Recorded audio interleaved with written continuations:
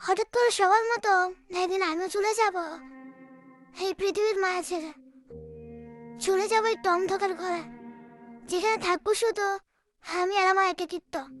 চলে যাবো আমার আপনার প্রিয় মানুষদের কাটিয়ে না ফেরার দেশে, যেখান থেকে কখনোই কেউ ফিরেনি আর ফিরবেও না। বন্দী হয়ে যাবো আমি একটি ঘরে, যে ঘরে থাকবে না কোনো দরজা বা জানালা, শুধু থাকবে কালো অন্ধকার।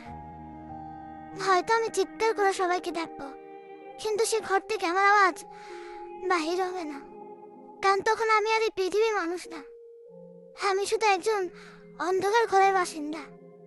তখন আমার সবকিছু সীমাবদ্ধ হয়ে যাবে, চাইলেও মনের কথাগুলো আর কারো কাছে শেয়ার করতে পারবো না, কারণ আমি তখন একটি দরজা জানলাহীন খাঁচায় বন্দি থাকবো। এটাই সত্যি, হ্যাঁ আমি একদিন চলে যাব সবাইকে কাটিয়ে। রয়ে যাবে হয়তো আমার কিছু স্মৃতি, আর সেই স্মৃতিগুলোর মাঝে কে খুঁজবে আমাকে, কেউ বা ঘৃণা করে দূরে ঠেলে দেবে আমায়, আর ওপর থেকে এগুলো দেখবো আমি, কিন্তু কিছু বলতে পারবো না, কারণ আমি হয়ে যাবো একজন বোবা মানুষ। শুধু দেখতে পারবো, কিন্তু কিছু বলতে বা করতে পারবো না। কি কখন কোথায় মরে যাব কেউ জানি না। কারো মনে কষ্ট দিয়ে থাকে, সরি, আমাকে ক্ষমা করে দেবেন।